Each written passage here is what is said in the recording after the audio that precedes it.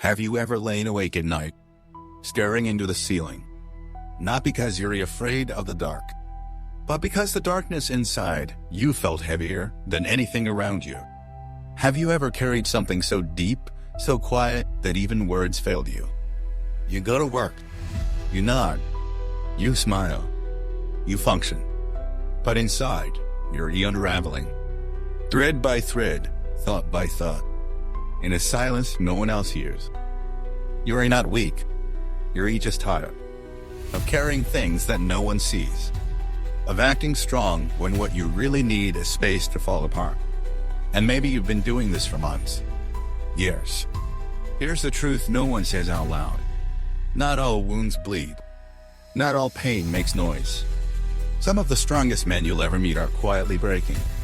But Stoic philosophy has a message one you may not expect. It doesn't tell you to smile through the storm. It doesn't promise that you'll be okay tomorrow. It doesn't sugarcoat your suffering. It offers something else. Something deeper. It offers tools. Not escape. Not quick fixes. Not surface minus level inspiration. But real, ancient, tested minus by minus time wisdom. For how to stand when you feel like collapsing. How to breathe through the panic. How to take one small step forward when everything inside you says stay down. Let me give you the first of these tools. It's simple. Pain is part of life and it's not your fault. Read that again. Not your fault. Because somewhere along the way, we were told that suffering is a sign of failure. That struggle means something's wrong with us. That real men don't cry, don't break, don't get overwhelmed. But the Stoics knew better. They understood that pain is a feature of life, not a bug. That hardship doesn't mean you've lost. It means you're in it. Alive. Human. In motion. Epictetus lost his freedom and walked in chains. Marcus Aurelius buried children laid during plagues and still wrote about peace. Not because they didn't suffer, but because they didn't run from suffering. They looked pain in the eye and walked through it. That's the first step. Don't fight the reality. Work with it. Like wind shaping stone. Like waves carving cliffs. You don't have to like it. But you can learn to stand in it without becoming it. Because that's what Stoicism teaches. Your pain is not the whole story. It's just a chapter.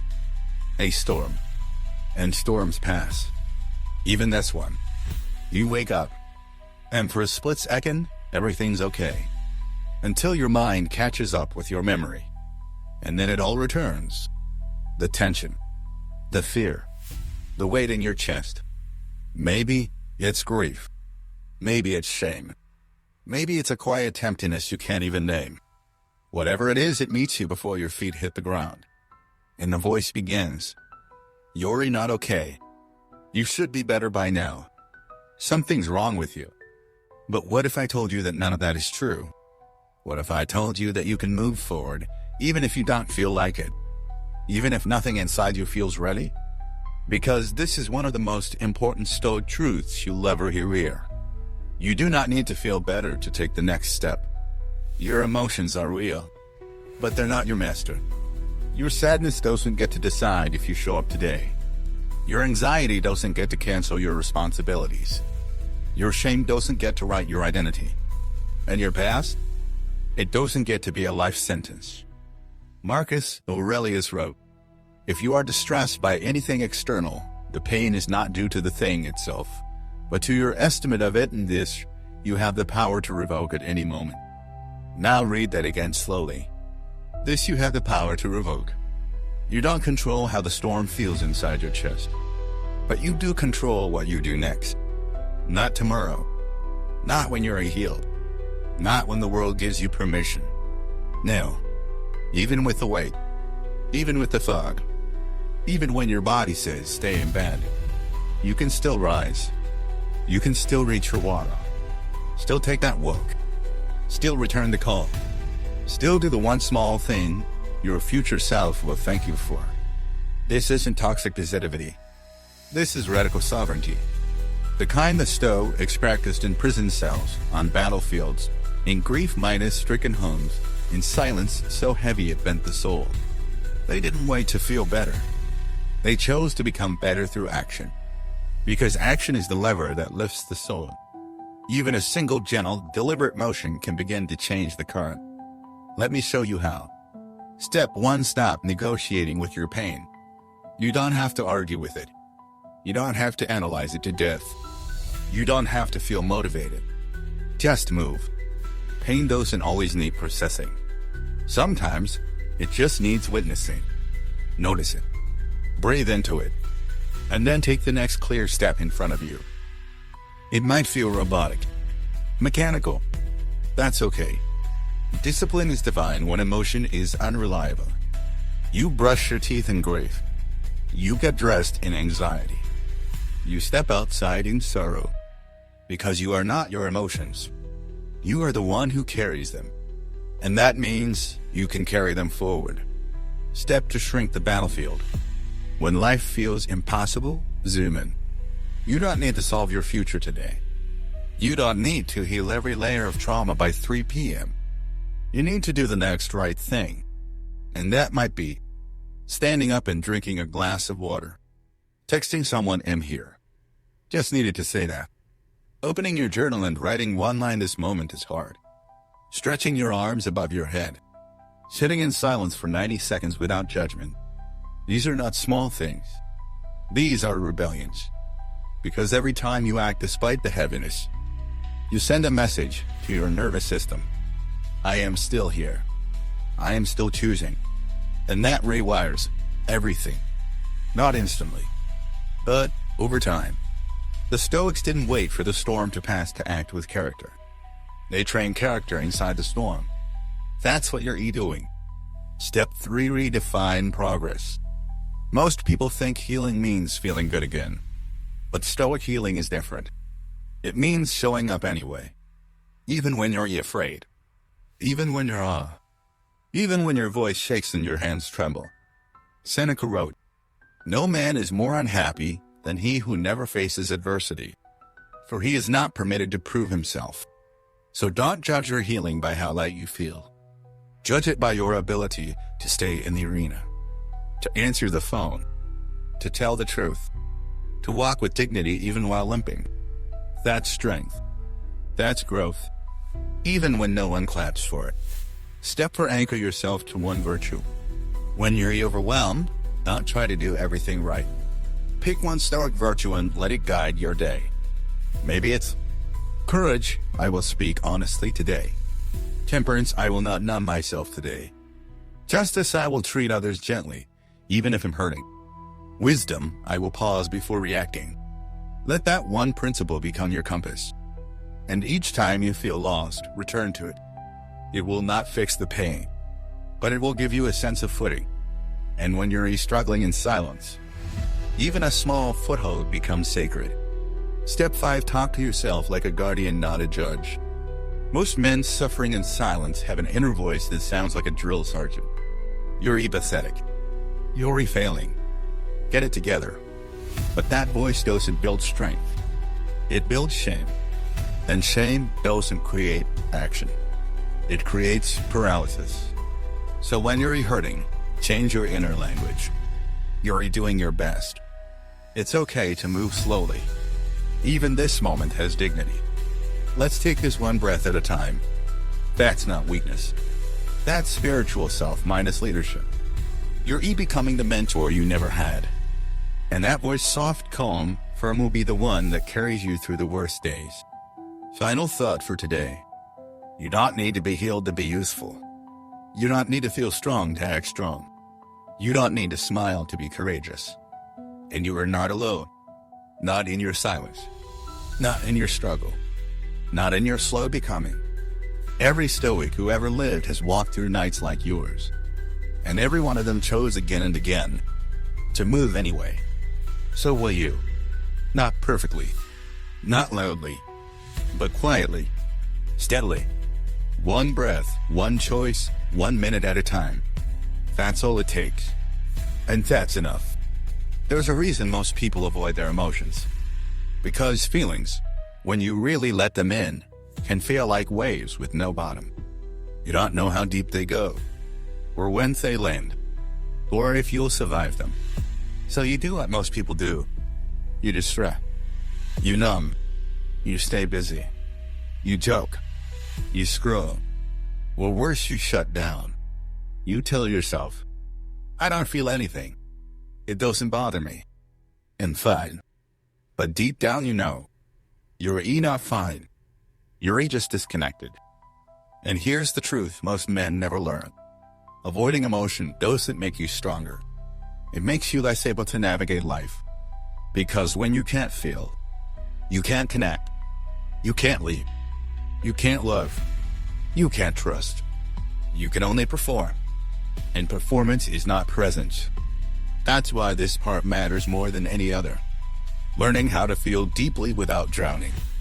Stoicism is not about shutting down emotion. It's about staying conscious inside it. The modern misunderstanding is this: that the Stoic man feels nothing. That he is untouchable.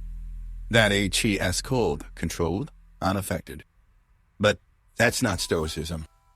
That's detachment born from fear, not virtue. Seneca, Epictetus, Marcus Aurelius, they all felt. They just didn't let feelings decide their behavior. They didn't suppress their sorrow. They studied it. They sat with it. They listened to what it was trying to reveal, and then they responded wisely. There's a word for that. Emotional command. It doesn't mean being perfect. It means being present without collapsing. It's saying, yes, this hurts, but I will remain here. I will breathe through this moment. I will not abandon myself.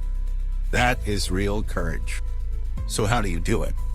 How do you stay with the storm without letting it sink you? Let's walk through the process. Step 1, let it arise without interruption. The next time a wave of emotion rises, grief, shame, anger, sadness, pause. Do not distract. Do not label. Do not analyze. Just sit. Feel the breath. Notice where the emotion lies in your body. Is it tightness in your chest? A lump in your throat? A heaviness behind the eyes? Let it be there. Don't resist. Don't rush to fix it. Emotion is just energy passing through the nervous system. You are the sky. The emotion is the weather. No matter how fierce the storm, the sky remains. So do you. Step to speak to it with gentleness. This may sound strange at first, but it works. Talk to the emotion directly. Silently. Softly.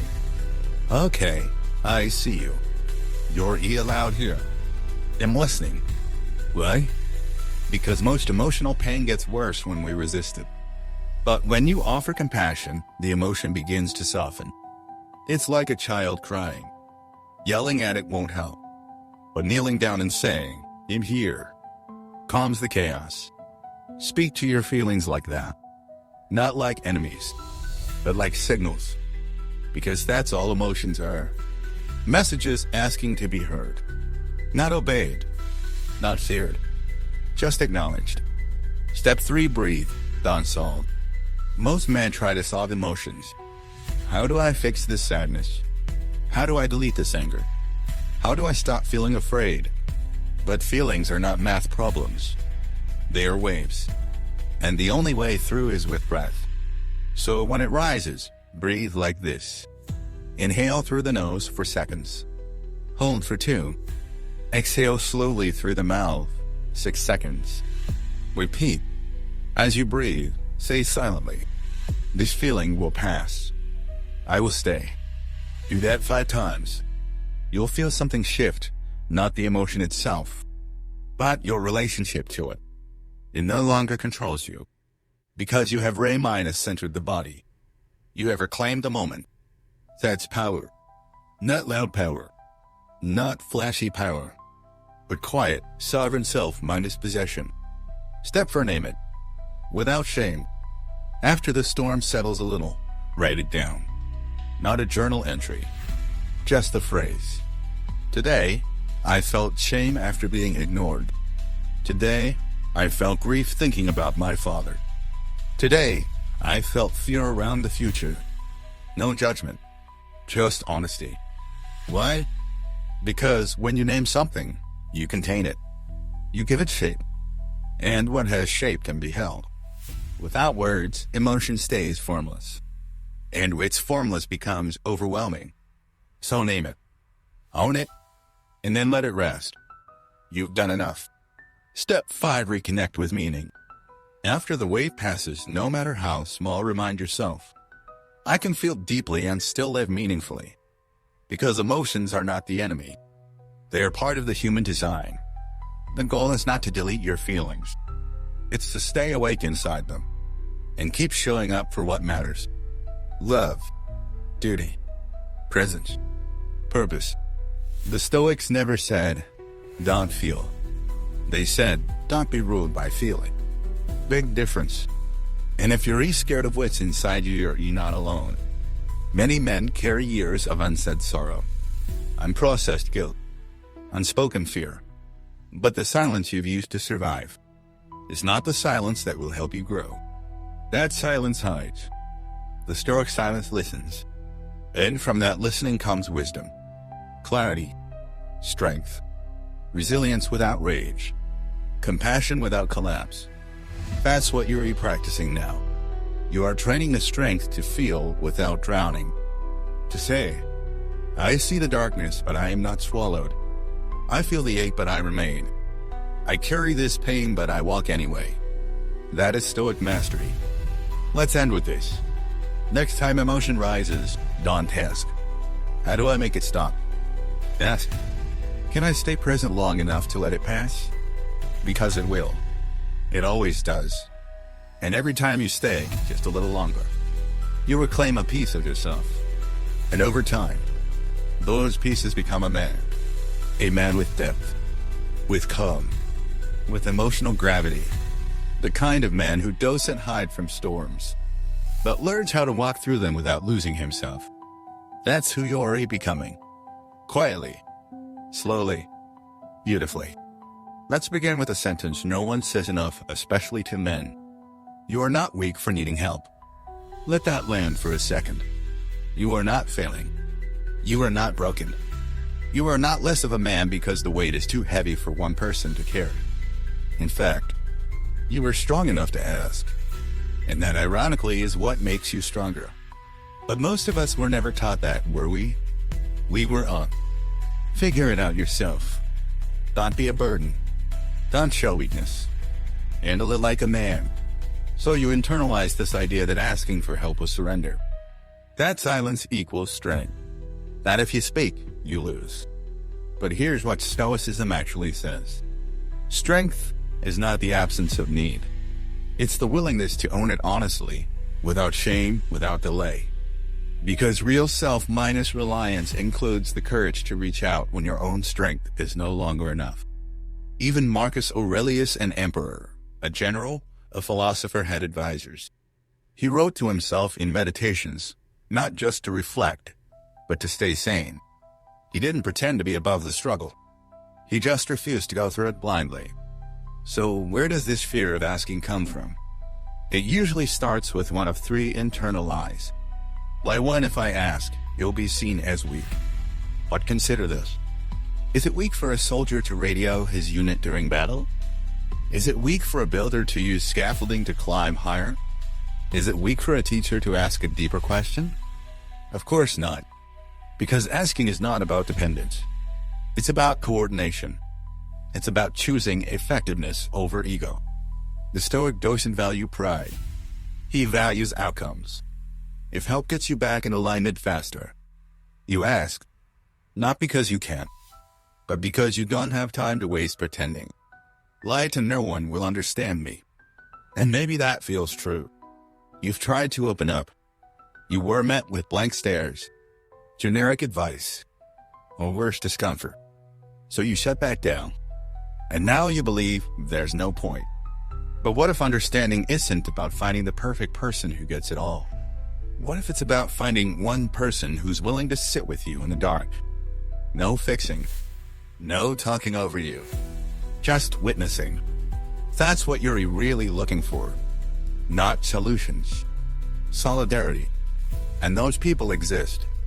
But here's the thing. They can't find you if you never speak. So speak not to be understood perfectly, but to reconnect with humanity. Even one moment of connection can quiet a year of silent struggle.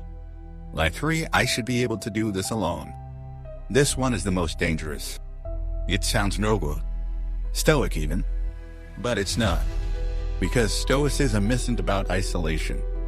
It's about independence within interdependence. Epictetus lived in a community of students. Seneca wrote letters to friends about hardship. Even the greatest minds of the ancient world sought dialogue. Because healing doesn't happen in a vacuum. It happens through contact, through being seen without being fixed, through being heard without being rushed. So no doing it alone isn't stronger. It's just slower, colder, lonelier. And that's not your burden to bear forever. How to ask for help the Stoic way. Let's get practical. If asking still feels hard, here's a way to do it with clarity and dignity. Step 1, be clear with yourself first. Before you reach out, ask yourself, what do I actually need right now? Do I need advice, or do I just need to be heard? Do I want a solution or a connection? This clarity will guide how you ask, and will help others meet you where you are. Step 2, be direct, not dramatic. You don't need to explain your whole life story. Try this. Hey, I'm going through something rough. Could I talk to you about it for 10 minutes? I don't need you to fix anything. I just need someone to hear me out. I'm feeling overwhelmed. Can I say it out loud so I'm not holding it all in? No fluff. No begging. Just truth, offered simply. That's strength. Step 3, be open to being received imperfectly. Not everyone will get it right. Some people will say the wrong thing. Some won't know how to hold your pain. That's okay. You're not asking for perfection. You're asking for presence. And even if the first few tries fall short, you'll find your people. But only if you keep reaching. The quietest courage. Asking doesn't mean crying in public. It doesn't mean spilling your secrets on social media. Sometimes it means sending one honest message. Sometimes it means whispering to a friend, not okay. Sometimes it means going to therapy. Not because you're broken, but because you're ready to rebuild on purpose. And yes, it takes courage. But it's not loud courage. It's not movie minus scene drama. It's quiet bravery. The kind that says, I matter enough to stop hiding. I respect myself enough to be witnessed. I trust that there's more for me than silence and self-minus reliance. That kind of courage changes lives. Sometimes it saves them. Let this be your turning point. Not the day you broke down, but the day you reached out on your own terms. The day you let someone see behind the armor. Not to judge you, but to remind you, you're human. You're held. And you are not alone in this. Not anymore. There's a certain kind of growth that no one claps for. No one sees it. No one praises it. No one even knows it's happening. But it's happening. In the quiet hours. In the middle of the night. In the mind of someone who's choosing better. Again and again, even when no one's watching. This is what we call progress in the dark. The kind that doesn't come with followers, likes, or external milestones. The kind that doesn't need a stage. It just needs a reason. And that reason is you. We live in a world obsessed with being seen. Everything must be documented. Every improvement needs to be shared. Every step forward, every habit, every goal uploaded, posted, validated. But the Stoics lived by a different law. Don't explain your philosophy. Embody it. Seneca. That means you don't need to prove your growth. You just need to live it. Over and over. Quietly. Persistently. Until one day you realize you've become someone you trust without ever needing permission or applause. That is the essence of real strength. But let's be honest, doing the work without recognition is hard. It's hard to show up for yourself when no one says, good job. It's hard to keep choosing discipline when there's no finish line. It's hard to hold your standards high when you're the only one who knows you lowered them yesterday. And that's exactly why it matters. Because when you grow in silence, you grow from self minus respect, not attention. And that kind of growth, it lasts. It doesn't crumble when no one's watching. It doesn't depend on feedback. It becomes integrated into your character. And character, my friend, is built in the dark. Let's look at what that growth actually looks like.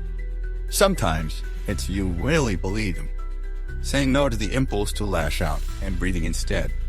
Cleaning your room, even when no one will see it.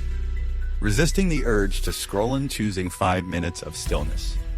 Journaling about your fear instead of distracting yourself from it. Keeping your word to yourself when it would be so easy to delay. No grand gestures. No big reveal. Just quiet realignment. That's where the internal shift begins. Because every time you choose the higher path, you're resending a message to your nervous system. I can trust me now. And when you trust yourself, you don't need the world's validation. You become your own source of confidence. Progress in the dark builds something the world can't take from you. You could lose your title, your audience, your job, your image. But if you've trained in the shadows, if you've disciplined your inner world, if you've acted with integrity when no one was looking, you'll still have your center. You'll still have your word. You'll still have yourself. That's what Marcus Aurelius meant when he wrote, "The best revenge is to be unlike him who performed the injury." He didn't say to post about it. He didn't say to prove them wrong. He said become better. Quietly. Inwardly. Relentlessly. That's how the Stoic grows. So how do you stay motivated when no one sees you? How do you keep showing up when no one acknowledges the effort? Let me offer you 5 simple practices. 1. Make your word your bond to yourself. Create one small promise every morning. I will stretch for 3 minutes. I will journal one honest sentence. I will go outside for 5 minutes. I will pause before I react. Then keep it. Not for reward. Not for status. But because that small kept promise is how you rebuild internal trust. And internal trust is the foundation of unshakable confidence. 2. Track the invisible wins. Every night, write down 3 things you did that no one saw. I stopped myself from gossiping. I sat with discomfort instead of numbing it.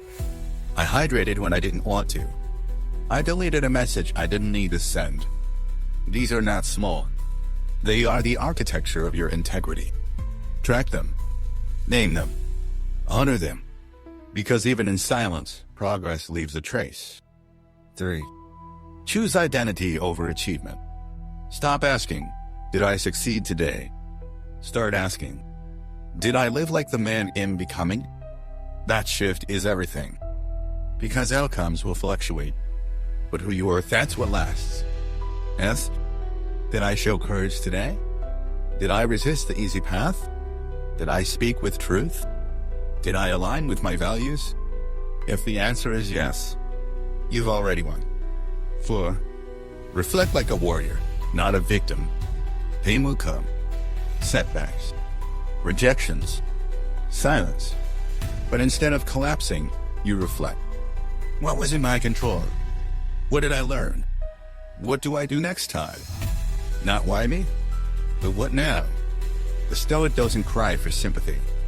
He sharpens himself quietly until he becomes the man who no longer needs it. 5. Remember, your life is not a performance. You are not here to impress. You are here to embody. So drop the need to be seen. Be willing to go unnoticed. And find joy in building what only you can feel for now. Because eventually, it will show.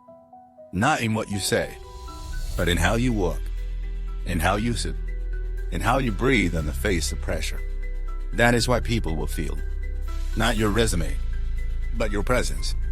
And presence is forged in solitude. Let me leave you with this. If you are walking through a season where no one sees how hard you're trying, keep walking.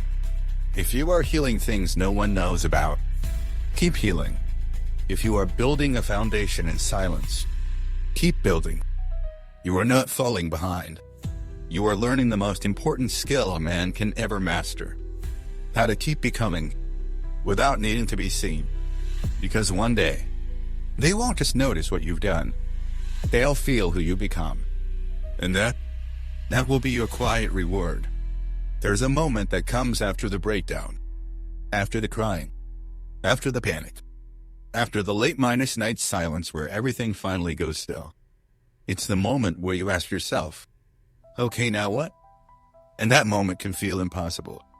Because even though you survived the storm, you're still surrounded by pieces. The pieces of a broken relationship, the wreckage of lost ambition, the weight of regret, the fog of uncertainty. You know you can't go back, but you don't know where to go next. So you do what most people do. You try to create a perfect plan, a 5-year vision, a list of goals, a new morning routine, a new version of you. It feels exciting for a minute, but then reality sets in, and you freeze again, because the gap between where you are and where you think you should be feels too big to cross. And here's where most people quit, not because they don't want to grow, but because they've convinced themselves that they need to have it all figured out before they move. But Stoicism offers a different path, a quieter one, a truer one built not on grand visions, but on daily clarity. The Stoics didn't believe in needing a full roadmap. They believed in right action. Now, Epictetus said, first say to yourself what you would be, and then do what you have to do. Notice the sequence. Do become. Not plan. Not visualize. Not predict. Just clear the noise. And take the next right step in front of you. Because that's all you ever need. Let's call it what it is: perfectionism in disguise. That need for a master plan. That urge to figure everything out before you act. It's not preparation. It's fear pretending to be strategy. Fear says, don't move until you're certain. Don't speak until it's perfect.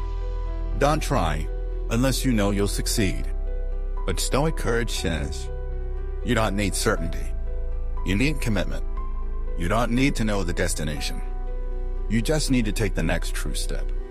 So what is the next step? It's small. It's clear. It's not dramatic. And it never requires waiting for motivation. Here's what a next step could look like. Making one phone call you've been avoiding. Sending one message to ask for support. Deleting one toxic number from your phone. Drinking water instead of skipping another meal. Writing one brutally honest paragraph in your journal. Setting one boundary in your calendar for rest. It's not sexy. It's not impressive. But it's real. And real creates momentum. Why does this work? Because the brain gets overwhelmed by complexity. But it calms down with clarity. One clear next step reduces anxiety. You're no longer stuck in what if. You're engaged in what now? And when you take that next step, you prove something radical to yourself. I still have agency. I'm not frozen. I can move even here. That one realization can break months of paralysis. It puts the power back in your hands. Not the world's. Not your past. Not your pain. Yours. Let's take it deeper. Suppose your life feels like a total mess. No direction. No support.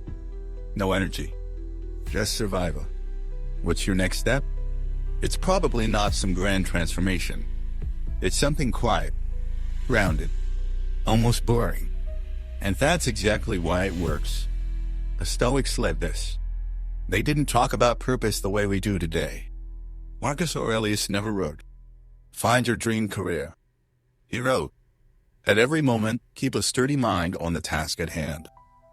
Because purpose isn't something you discover.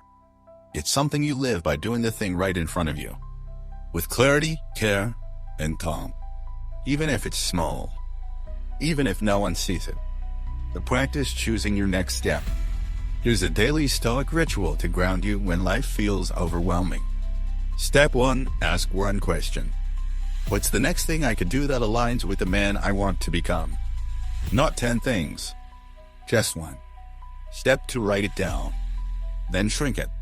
Most people aim to high. If your answer is, start going to the gym again, shrink it to lay out my shoes tonight. Get back on track financially. Shrink it to look at my bank balance calmly. Heal from this heartbreak. Shrink it to unfollow one person who triggers pain. Make it so small you can't say no. Then do it. No ceremony. No waiting. Just movement. Step 3, repeat tomorrow. Each day, one honest step. Stacked. Layered. Built like bricks. This is how men change. Not through explosion. Through architecture. What if you don't know where you're going? That's okay. You don't need a map when you have a compass. And your compass is this question. What decision would build more peace in me today? Not comfort. Not escape. Not control. Peace. It might mean doing the hard thing. Or the kind thing. Or the honest thing. Whatever it is, do it with full presence. That's your next step. And that's enough. Final truth for today. You don't need to figure out your future. You don't need to write a new life plan. You don't need to have a 10-step method to rebuild your identity. You just need this moment. And one small movement. Not because it solves everything, but because it proves something to you. You're still in motion. You're still in charge. You're still becoming. Even in the dark. Even when no one sees. Even now. Let me ask you something. When was the last time you truly spoke to yourself with kindness? Not performance. Not flattery. But real, grounded, masculine compassion? The kind that doesn't say, you're perfect just the way you are. But says instead, you've been through hell and you're still standing. Let's keep going. Because here's what most people misunderstand, especially men. They confuse harshness with strength. They believe if they're not brutal with themselves, they'll get lazy. If they show any softness, they'll fall apart. If they stop pushing, they'll stop progressing. But Stoicism doesn't teach you to be harsh with yourself. It teaches you to be honest, present, and strategic. And sometimes often, in fact, the most strategic thing you can do is to treat yourself gently. Let's clear something up. Gentleness is not weakness. Weakness is collapse. Weakness is hiding. Weakness is abandoning your responsibilities. Gentleness is different. It's the energy of a man who's strong enough not to punish himself every time he stumbles. It's the voice inside that says, yes, you failed. And yes, you're still worthy of the next step. You made a mistake. Own it. Learn. Let's move. You're tired, not broken. Rest is not retreat. You feel lost. That's okay. But you're still moving. That's not softness. That's self-minus command. And no, it's not easy. Because being gentle with yourself when you were raised on shame feels unnatural. But unnatural is not the same as unwise. It just means unpracticed. Here's why self-minus kindness is strategic. 1. Harshness burns your willpower. When your inner voice is always criticizing, you drain your mental energy just trying to stay upright. You spend more time surviving your own judgment than taking meaningful action. Kindness doesn't remove responsibility. It removes resistance. So you can actually focus on what matters, without wasting energy on internal warfare. 2. Gentleness creates sustainability. If your motivation is fear, guilt, or self-loathing, you might see short bursts of progress, but it won't last, because no one thrives under constant pressure, not even from themselves. But when your inner tone is steady, patient, and clear, you build systems, not just spurts. You grow in seasons. You recover faster. You bounce back instead of breaking down. 3. It's the only way to break shame loops. Shame says, you failed, therefore you're a failure. Why bother? Kindness says, you failed. You're human. Let's learn. Shame leads to paralysis. Kindness leads to repentance, then return. And return is the path forward. Let's talk about what self-minus kindness looks like in practice. Because it's not bubble baths and affirmations. It's this. Taking a nap instead of pushing through exhaustion and calling it leadership. Ending a workout halfway because your form is slipping and calling it wisdom. Changing your morning routine because it no longer serves your season and calling it adaptation, not inconsistency. Allowing tears without rushing to justify them and calling it emotional fitness. Kindness doesn't mean saying yes to every comfort. It means saying yes to what your nervous system actually needs to stay in the game. That's strategy. What would Marcus Aurelius say about this? In Meditations, he wrote, "You have power over your mind, not outside events. Realize this, and you will find strength. You know what lives inside your mind. Your tone, your inner voice, the way you speak to yourself when you fail. So if you have power over that, you have the power to shift from punishment to purpose." The Stoics went heartless. They were heart-minus, guided by reason, by virtue, by truth. And the truth is, no man grows faster by hating himself.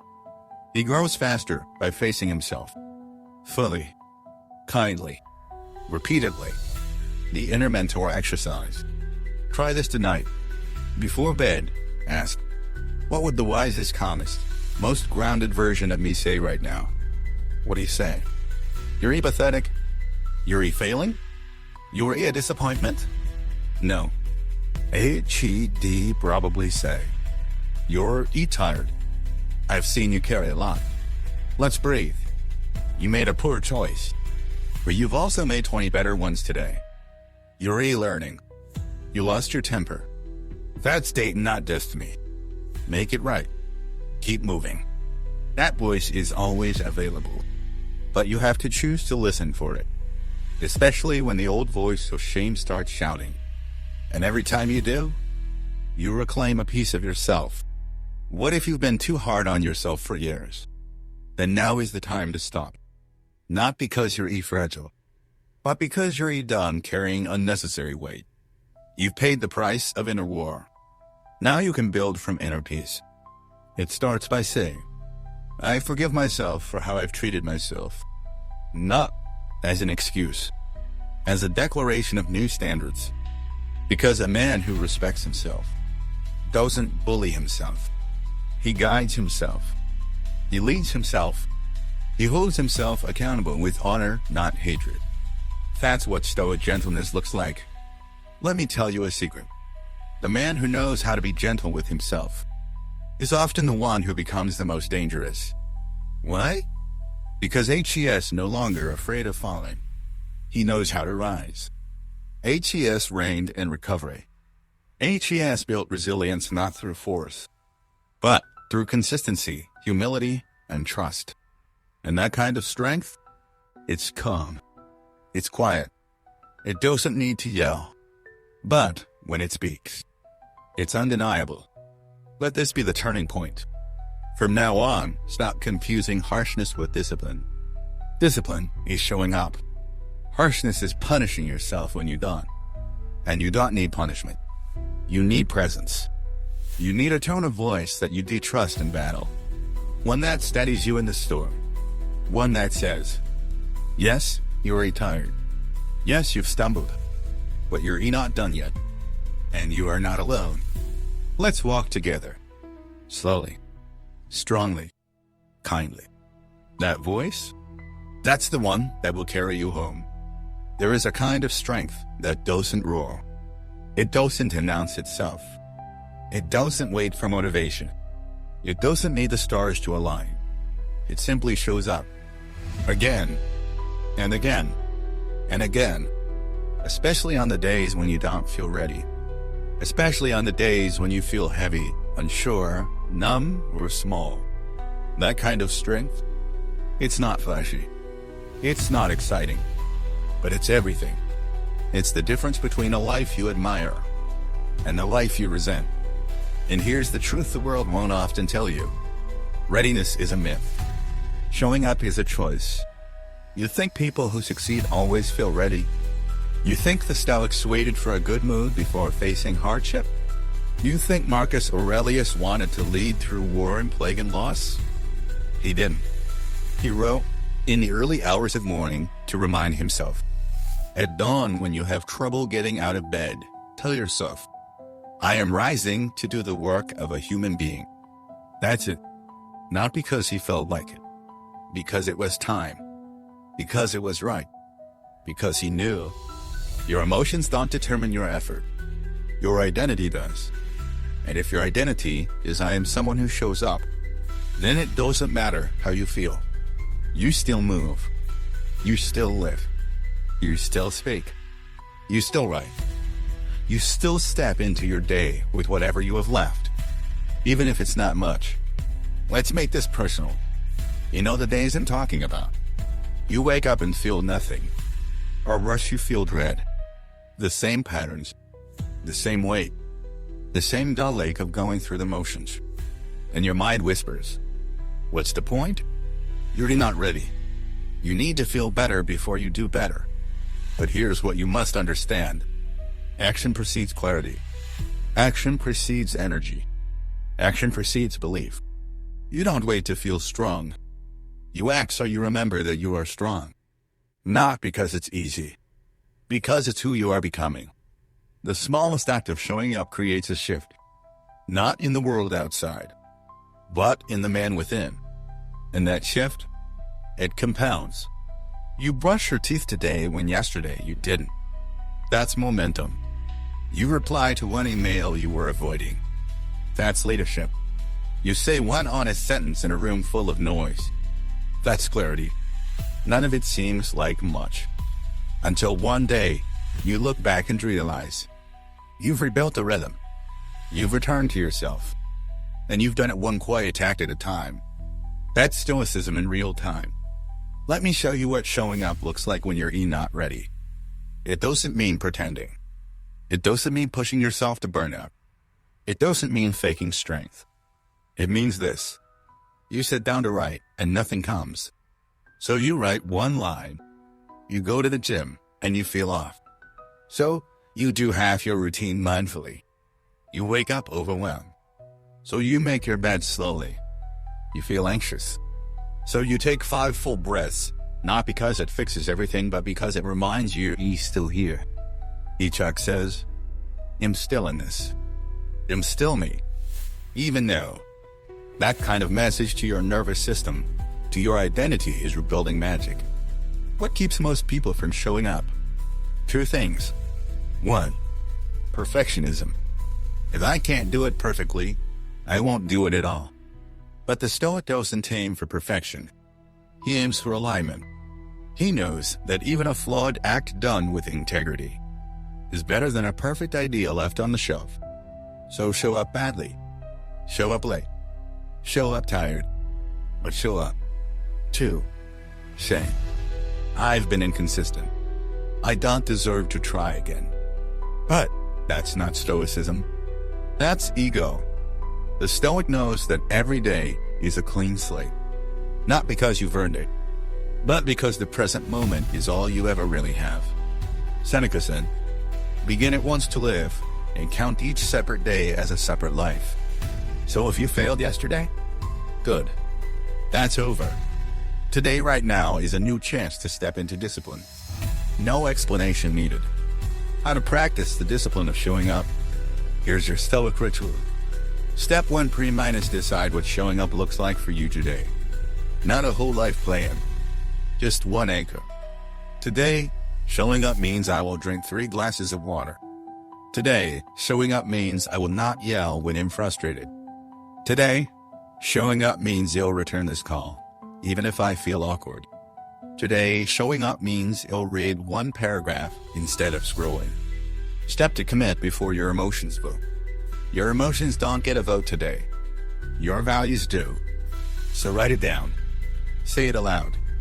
Put it where you can see it. Step 3, do it as gently as possible. You're not performing. You're remembering. Even if it takes twice as long. Even if you stumble. Still do it. Still stand. Step 4, celebrate quietly. Not with applause. with recognition. I said I would. And I did. That's the kind of man I am. Then repeat tomorrow. Final thought for today. Some days you will feel unstoppable. Other days you will feel like barely holding it together. But your strength is not measured by how smooth it looks. Your strength is measured by your return rate. How quickly you come back. How often you refuse to give up. How calmly you remind yourself, I may not feel ready, but I'm here. And that's enough. Because it is. Always. Maybe you thought this before. If I could just fix this part of me. If I could finally stop doing that. If I could become the best version of myself. Then what? You'd be happy? Peaceful? Untouchable? Done? It's tempting to believe that life works like that. That we're all just one routine, one breakthrough, one transformation away from finally being complete. But that's not how real life or real strength works. Because here's a hard and freeing truth. There is no final version of you. There is no finished state. No ultimate form. No moment where everything inside you clicks into place forever. You don't graduate from the work. Because you are the work. This doesn't mean you're broken. It means you're alive. Because growth is not a destination. It's a rhythm. A direction. A devotion. And instead of chasing a fantasy of perfection, the Stoic path invites you to something deeper. Something real. Alignment. So what is alignment? It's not about having everything figured out. It's about having a compass. It's not about being right all the time. It's about coming back to your principles when you drift. It's not about fixing your flaws.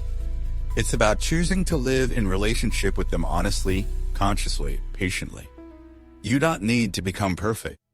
You just need to stop abandoning yourself every time you fall short. That's alignment. And alignment is available to you now. Not after your next success. Not when you feel better. Not when they improve. But in this breath. With this choice. From this step forward.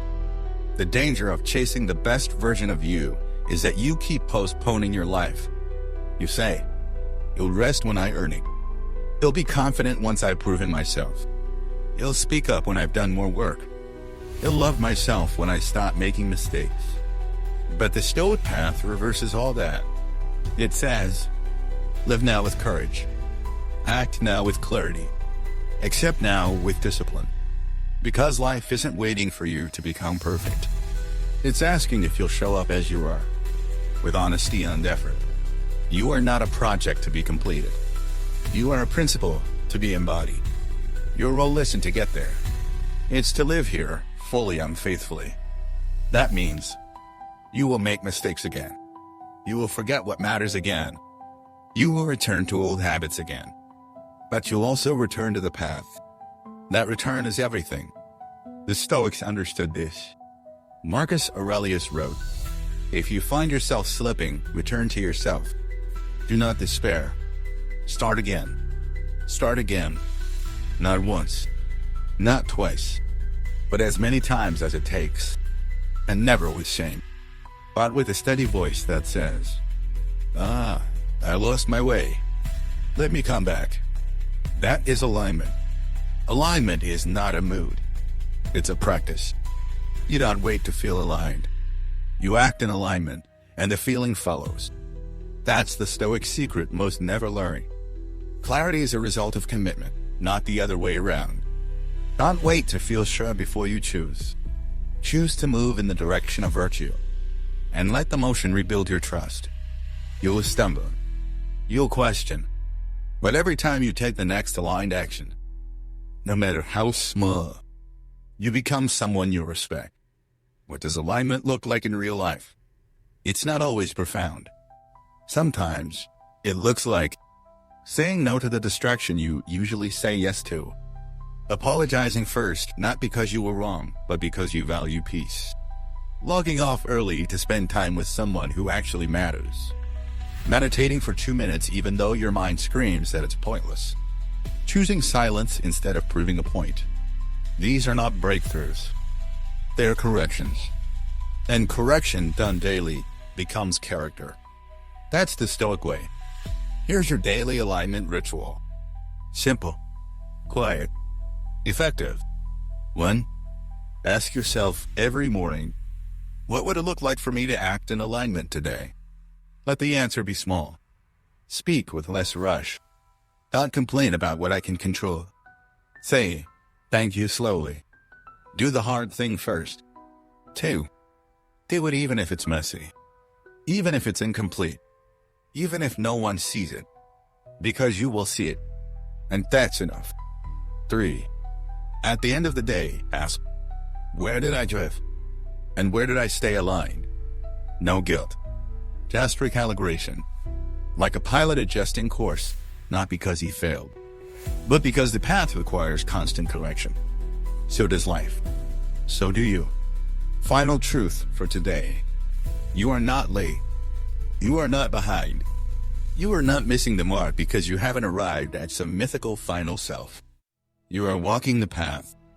You are showing up. You are adjusting. You are living with your eyes open. That's the work. That's the win. There is no final version of you. There is only the man who drifts, the man who notices, the man who returns, again and again, with grace, with focus, with peace. And that man, he doesn't need to be perfect. HES already powerful. Because HES aligned, there comes a moment quiet and private, when you catch your own reflection, and you don't like what you see, not physically, but morally, mentally, spiritually. You notice how quickly you snapped at someone you love.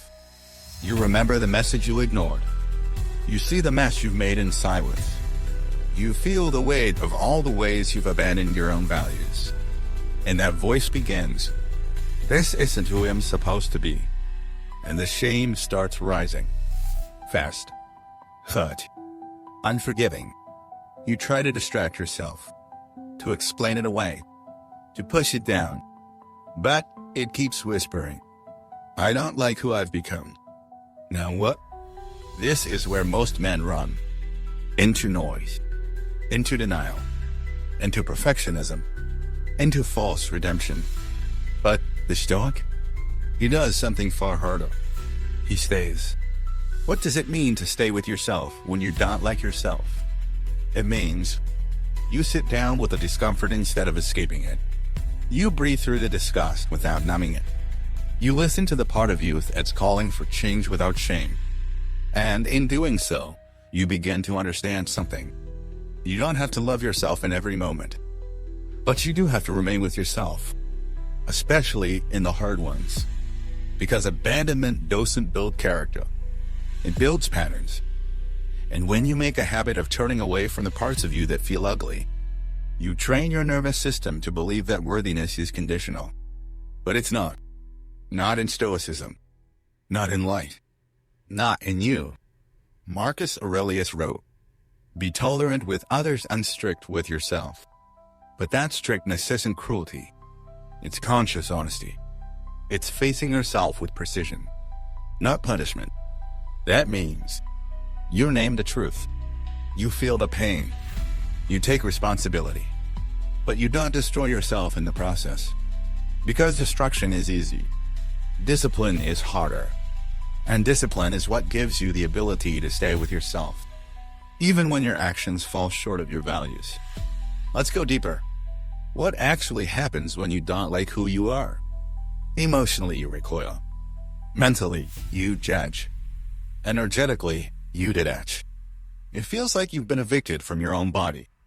And that makes sense. Because integrity is our home. And when we violate it, even subtly, we feel like strangers to ourselves. But here's what you must remember. Shame says you are the mistake. Stoicism says you made a mistake. Let's fix it. One keeps you stuck. The other restores movement. So the next time you feel that recoil, ask, what am I avoiding right now inside myself? What truth hurts but needs to be faced? What would it mean to face it without collapsing? Those questions don't lead to comfort. They lead to restoration. And that's far more valuable. Here's the Stoic process of being with yourself when you don't like yourself. Step 1. Create stillness. No distractions. No phone. No music. No escaping. Just sit. Let the discomfort rise. Let the regret speak. It will feel messy. That's okay. You're not here to clean it all up in one sitting. You're here to witness it. And witnessing is healing. Because most of the pain isn't from what you did. It's from how long you've been hiding from it. Step to ask, where did I abandon myself? Not, why am I so stupid? Not, why can't I ever get it right? Just this. Where did I drift from what I know to be true? It could be saying yes when you meant no. Ghosting someone you care about. Indulging a habit that doesn't serve you. Playing small to avoid conflict. Write it down. Clearly. Simply. Not to shame. To own. Because ownership is power. And the moment you say, that was me, you reclaim the ability to say, this won't be me next time. Step 3. Forgive, then direct. This is where most men fail. They try to fix before forgiving. They try to rebuild without clearing the rubble. But action built on self-hate collapses. So before you move forward, whisper this. I made a wrong turn, but I'm still the one driving. And I forgive myself for the distance I've wandered. Say it slowly, even if it doesn't feel real, because the feeling comes after the decision. Then ask, what's one small step back into alignment? Not 10. 1. Take it. Step for practice presence until trust returns. You may not feel good about yourself right away. That's fine. You don't need to feel good. You need to stay consistent. Do the right thing today. Do it again tomorrow. And again. Let time reintroduce you to yourself. Because you don't rebuild identity with promises. You rebuild it with patterns. Small acts of dignity. Stacked. Lived. Trusted. That's how you become someone you respect again. Final truth for today. There will be days when you disappoint yourself. There will be moments when the man in the mirror looks for it. That doesn't mean you've lost. It means you're aware. And awareness is the beginning of return. So don't run. Don't punish. Just breathe. Face the discomfort. Stay present with your mess. Offer truth. Offer grace. And walk slowly but surely back toward alignment. Not because you are perfect, but because you're still here. And still showing up. And that, my friend, is the purest kind of power. You are allowed to start over as many times as it takes. There's something you need to hear right now. Not from a book, not from a quote, but from a voice that speaks to the part of you that feels like giving up. You are allowed to start over. And not just once, but as many times as it takes. You are allowed to outgrow your own past. You are allowed to outlive your old decisions. You are allowed to leave behind the shame you've rehearsed. No matter how many times you failed, no matter how long you've been off track, no matter how many mornings you've woken up lost, you still qualify to try again, to come home to yourself, to rebuild what was broken slowly, honestly, quietly. Because this isn't about redemption in the eyes of others. It's about recommitment to the path you never really left, just temporarily forgot. The modern world treats failure like identity, but Stoicism treats failure like feedback. It doesn't say, you failed, therefore you're done. It says, you fell, so rise, adjust, begin again. Marcus Aurelius reminded himself daily, the impediment to action advances action. What stands in the way becomes the way. What stands in the way, not what ends the way, not what disqualifies you, but what becomes the very path forward. That heartbreak, that breakdown, that betrayal, that relapse, that lost time, all of it not a detour, but the way. Why do we resist starting over?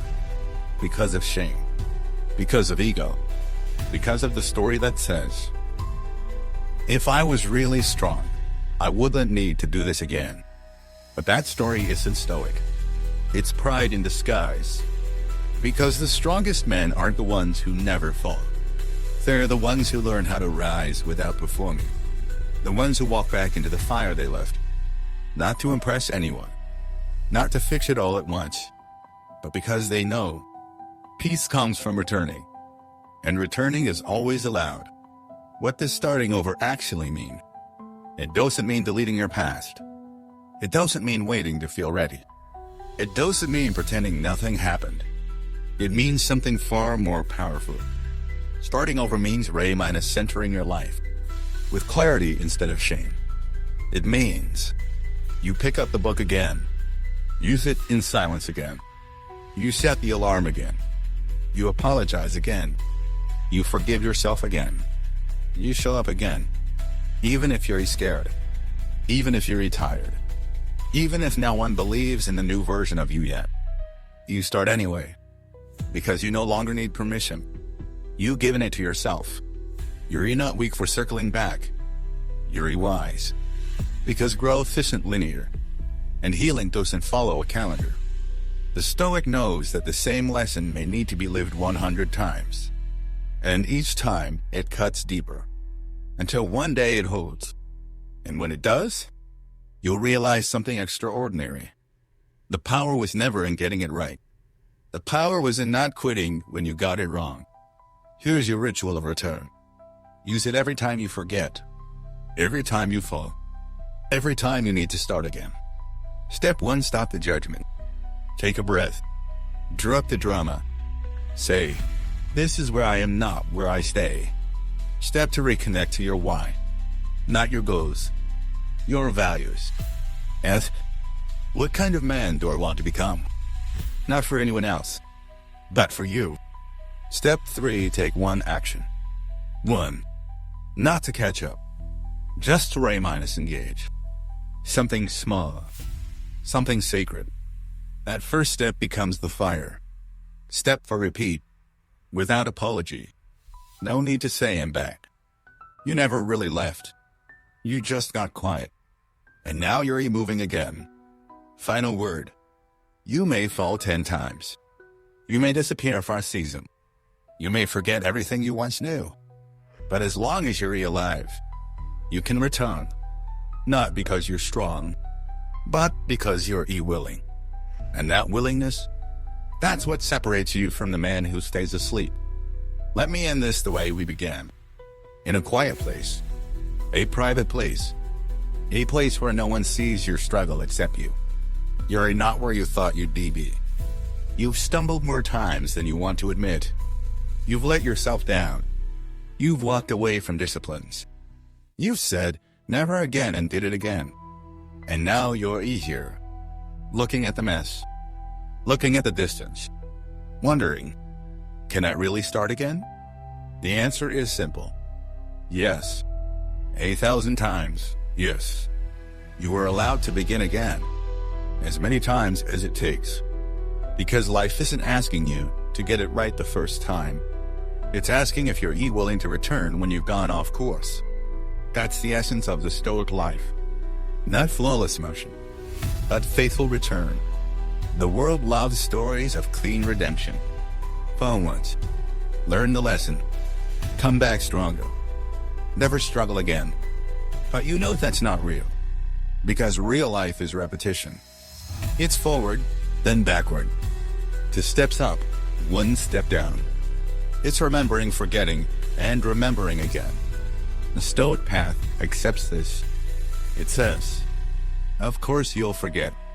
Of course you'll fail. Just don't stop returning. Epictetus wrote, no great thing is created suddenly. There must be time. Give it time. That includes your peace, your habits, your emotional clarity, your forgiveness, your wholeness, time, and practice, and beginning again. So what if today was not a failure, but a reset? What if instead of judging the relapse, you honored the return? What if starting over isn't a sign of weakness, but a signal of strength? Because most people don't start again. They give up. They disappear. They say, This is just who I am now. But you're different. You're here. Still breathing. Still listening. Still asking the deeper questions. That means the door is still open. Not to who you used to be, but to who you could still become. Let's make this clear. You don't enter the world a perfect narrative. You don't need to explain why you drifted. You don't need a dramatic comeback. You just need to choose again. Silently. Sincerely. From this breath forward. You need to whisper to yourself, let's begin again. And then act as if it's true. Because it is true. Every moment is a door. Every breath is a bridge. Every return is real. Even if it's the 10th time. Even if it's the 100th. Even if the voice in your head says, it's too late. It's not. Here's what starting over really means. It means you forgive yourself for how long it's taken. You remind to center the practice not with punishment, but with presence. You stop trying to rebuild the old life and start shaping a truer one. You let go of who people think you aren't returned to who you're willing to become. And you don't need fanfare. You need honesty. Honesty that says, I strayed, but I remember now. And that remembering is enough to begin again. Let's build your return ritual. No noise. No pressure. Just practice. 1. Name the truth. I've lost rhythm. I've been drifting. I want to come back. 2. Remove shame. Say out loud. I am still allowed to grow. I haven't failed. I've paused. This is not the end. This is the middle. 3. Choose one act of return. Not 10. Just one. A walk outside. A slow meal. A deep breath. A journal entry.